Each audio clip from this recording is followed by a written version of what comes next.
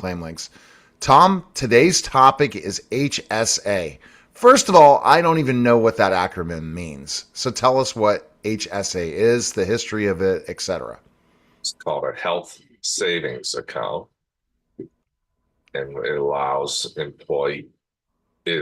anyone who has a qualified health plan to put money in a separate account that banks operate, and you throw money in each year, and you can use the money goes in pre-tax and it comes out tax-free if you use it for eligible medical expenses.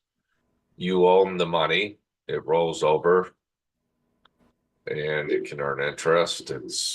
If you don't use it for medical expenses, it becomes a IRA down the road, and you would pay taxes on non-eligible medical expenses. So how do you set up an HSA? Literally, you can do it online. There's all kinds of banks online. One of them, hsabank.com.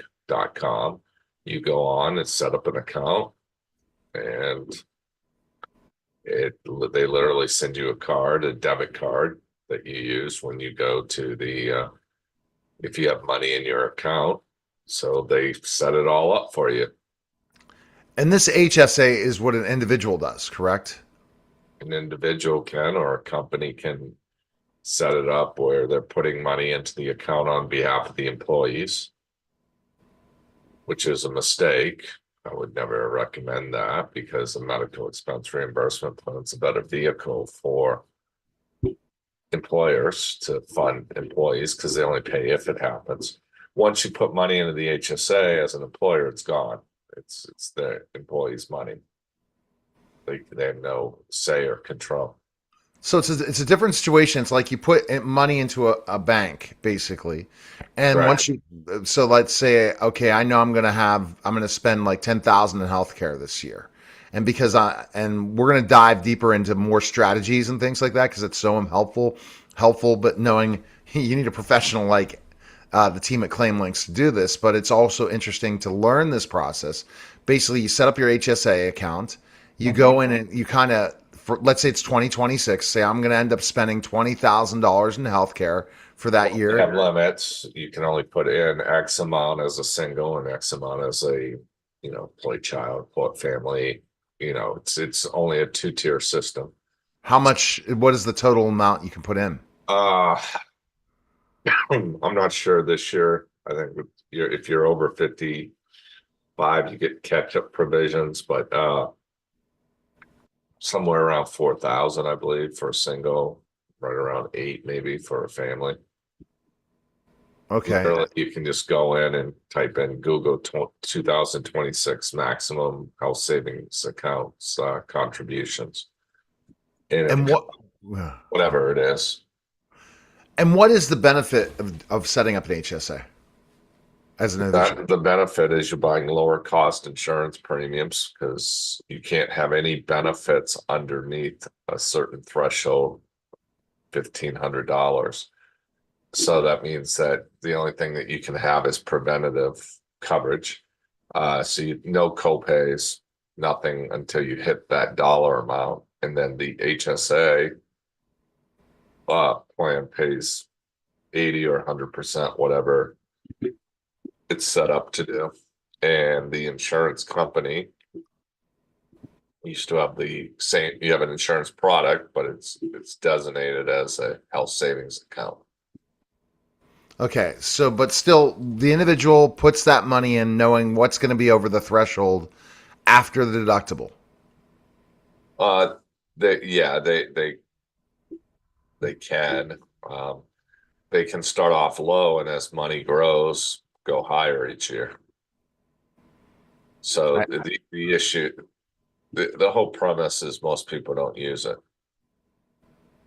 You can also buy supplemental insurance to cover part of the risk, and you're able to do, and you can just keep growing that health savings account. The smart people don't even take it out. They keep all their documents for how much the medical is, and they let that grow. And when they retire, they take out the first 20 or 30,000 tax free because there's no cap or limit when you have to take the money out. Okay, that's quite interesting because when I think about this, thought it was something different. So ultimately, you have to really be a forecaster in so many ways, right? What you're going to end up, how much you're going to spend in healthcare after deductibles. Not really. You put in the max. So you put in the max of what you can put in um, for the HSA contributions each year. Um, what you're thinking of is what's called a flexible spending account. Okay. And those are, it's 40, the limits this year, I looked it up, 4,400 for a single, and a family's 8,750. And then you can put in another 1,000 if you're over the age of 55. So not bad. And you can put in a total or catch up if you're over 55, 10,750. Okay. All right. So you keep adding that in, throwing that in each year, and it adds up, plus you're earning interest. Right. And there's tax advantages to this, right? Oh, it's pre-tax going in. So it's a 100% write-off, and any eligible expenses they outline in publication 502 of the IRS. You literally, those are eligible expenses that you can use HSA dollars for that are tax-free. I see. So that's when you go and say, okay, I'm going to go ahead and I want to purchase this, and this is an HSA ability, but you have to reach first your deductible, correct?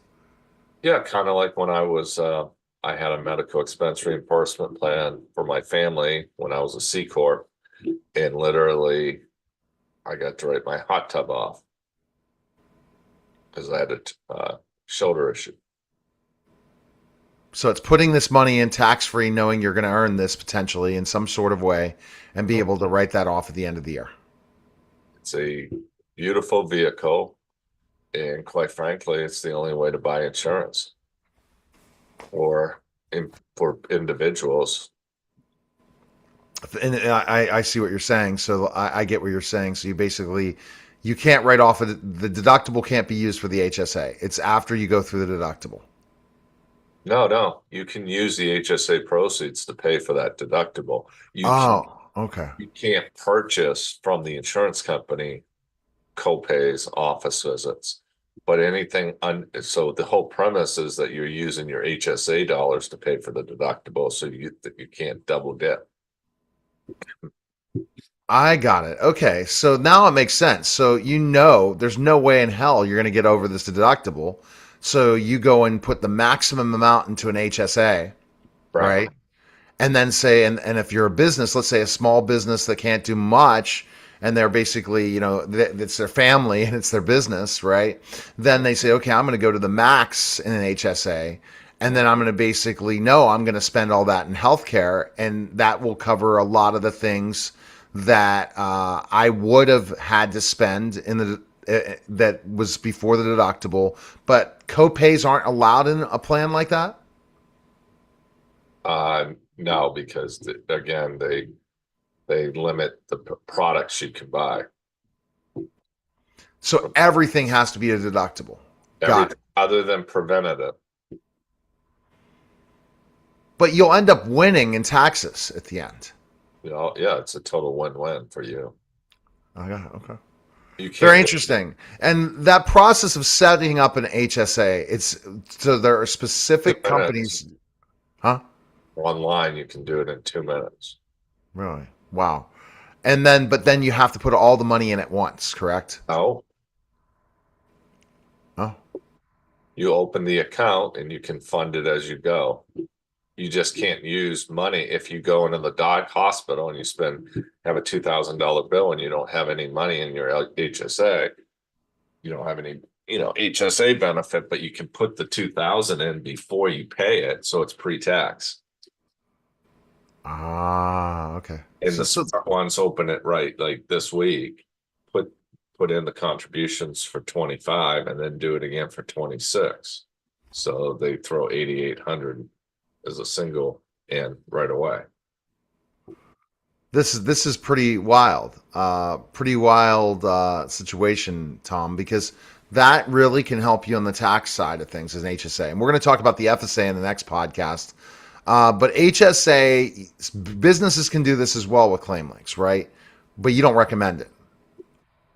I do to the owners of S corps and LLCs, anyone not eligible to participate in what's called a Section 125 or as an owner who has 2% or more ownership, they absolutely should be doing a health savings account. The other people who should be, they should have an option on their medical expense plan that has an HSA qualified plans for the employees that understand it. They should be doing it. But what's cool about an HSA is anything that is earmarked HSA can be used to purchase tax-free. Correct. Wow. Very powerful. So it's, if you're into the alternative medicine and you're into all these different things and you know that it could be potentially care, use your HSA account to pay for it. But it has to be the company has to have the earmark for HSA. Not the company, the person who opens up the account is the one who is responsible to use and the companies on their debit card only allow purchases made that are eligible HSA. I got it. So you don't have to put all $10,000 or $8,000 or $6,000 in, but if you know big bills coming up, you throw it right into the HSA. You got it. It's a no-brainer. Wow. It truly is. And then what's the big deal about copays? That's going to do nothing. Well, because I'm 57. I grew up in the copay era. Our parents' plans had copays. Both my parents were school teachers, so they had these excellent health plans, and everything was a copay. So we all grew up thinking copay, copay, copay. And copays make 0 cents. It's the way the insurance companies and agents make more commissions and premium. Wow. All right. Well, the best place people can go and schedule a call with Tom today, especially if they're interested and intrigued, and you know what, you're an individual. You guys work with individuals too, so you can help them in this process, can't you, at ClaimLinx? I routinely go on hsabank.com and I literally have them sign up right then and there on a Zoom call. Oh, wow. And you can walk them through, because again, it's not as easy as you think. Tom is just a genius in so many ways when it comes to, as a healthcare concierge, consultant, guru, and that's what he's able to do. So go to ClaimLinx.com and schedule a call with Tom today. Appreciate it, Tom. No that problem. was the special simulcast.